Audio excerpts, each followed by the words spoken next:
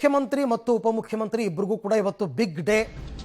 ಇನ್ನು ಮೂಡ ಹಗರಣದಲ್ಲಿ ಸಿಎಂ ವಿರುದ್ಧ ಪ್ರಾಸಿಕ್ಯೂಷನ್ ವಿಚಾರಕ್ಕೆ ಸಂಬಂಧಪಟ್ಟಂತೆ ಸಚಿವ ಸತೀಶ್ ಜಾರಕಿಹೊಳಿ ಪ್ರತಿಕ್ರಿಯೆ ಕೊಟ್ಟಿದ್ದಾರೆ. ಏನಂತ ಕೊಟ್ಟಿದ್ದಾರೆ? ಕಾನೂನು ಹೋರಾಟ ಅನಿವಾರ್ಯವಾದರೆ ಮಾಡಲೇಬೇಕಾಗತ್ತೆ. ಹೌದು, ಹೈಕೋರ್ಟಲ್ಲಿ ಇಲ್ಲ ಅಂತಂದರೆ ಸುಪ್ರೀಂ ಕೋರ್ಟ್ಗೆ ಹೋಗಬೇಕಾಗತ್ತೆ. ತನಿಖೆ ಆಗೋದಾದರೆ ಎಲ್ಲರದ್ದೂ ಆಗಲಿ. ಕಳೆದ 10 ವರ್ಷಗಳಲ್ಲಿ ಯಾರ್ಯಾರಿಗೆ CA ಸೈಟ್ಗಳನ್ನು ಕೊಟ್ಟಿದ್ದಾರೆ, ಎಲ್ಲ ಪಕ್ಷದ ಎಲ್ಲ ರಾಜಕಾರಣಿಗಳು CA ಸೈಟನ್ನು ತಗೊಂಡಿದ್ದಾರೆ. ಒಬ್ಬರಿಗೆ ಮಾತ್ರ ಮಹತ್ವ ಕೊಡುವುದು ಸರಿಯಲ್ಲ ಅಂತ ಸಚಿವರು ಮಾತನಾಡಿದ್ದಾರೆ. ಫೇಸ್ ಮಾಡ್ಬೇಕಷ್ಟೇ, ಬಂದ್ರೆ ಏನು ಮಾಡ್ಲಿಕ್ಕೆ ಆಗಲ್ಲ. ಕಾಗದ ಓಡಾಡಬೇಕಲ್ಲ, ಹೊಡೆದಾಟ ಕಾಗದ ಮಧ್ಯೆ ಕಾಗದ.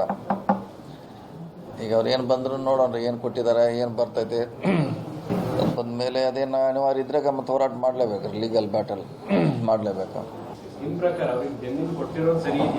ಸರಿ ಇದೆ, ಹಿಂದಿನೂ ತೆಗೆದು ನೋಡ್ಬೇಕಲ್ಲ. ಹಿಂದೆ ಅವರು ಕೊಟ್ಟಿದ್ದಾರೆ ಅಂತ, ಅವ್ರ ಸಂಸ್ಥೆಗೆ ಬೇಕಾದ ಸಂಸ್ಥೆಗಳಿಗೆ ಕೊಟ್ಟಿದ್ದಾರೆ.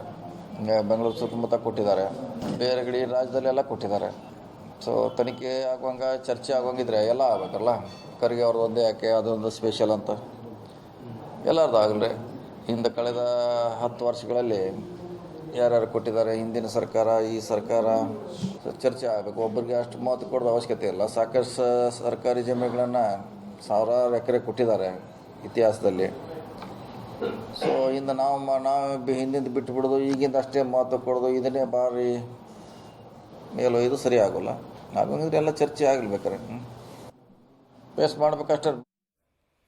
ಸತೀಶ್ ಜಾರಕಿಹೊಳಿ ಅವರು ಹೇಳಿದ್ದು, ಮಲ್ಲಿಕಾರ್ಜುನ್ ಖರ್ಗೆ ಅವರ ಕುಟುಂಬಕ್ಕೆ, ಅವ್ರಿಗೆ ಸೇರಿದ ಟ್ರಸ್ಟ್ಗೆ 5 ಎಕರೆ ಜಮೀನು ಮಂಜೂರು ಮಾಡಿದ್ರಲ್ಲ KADBಯಿಂದ, ಅದಕ್ಕೆ ಸಂಬಂಧಪಟ್ಟಂಗೆ ಅವ್ರು ಮಾತಾಡ್ತಿರೋದು. ಮೂಡ ಹಗರಣದಲ್ಲ, CA ಸೈಟ್ಗಳನ್ನು ಕಳೆದ 10 ವರ್ಷದಲ್ಲಿ ಎಲ್ಲ ಸರ್ಕಾರದವರು ಕೊಟ್ಟಿದ್ದಾರೆ, ಎಲ್ರಿಗೂ ಕೊಟ್ಟಿದ್ದಾರೆ. ಕಾನೂನು ರೀತಿ ಕಾಲೇಜು ಶೈಕ್ಷಣಿಕ ಕಾರಣಕ್ಕೆ ಕೊಡ್ಬೋದು CA ಸೈಟು. ಅವ್ರದ್ದೆಲ್ಲ ಬಿಟ್ಬಿಟ್ಟು ಬರೀ ಮಲ್ಲಿಕಾರ್ಜುನ್ ಖರ್ಗೆ ಅವ್ರದ್ದೇ ನೀವು ಮಾತನಾಡ್ತಾ ಇದ್ದೀರಲ್ಲ ಅಂತ ಅವ್ರು ಹೇಳ್ತಿರೋದು.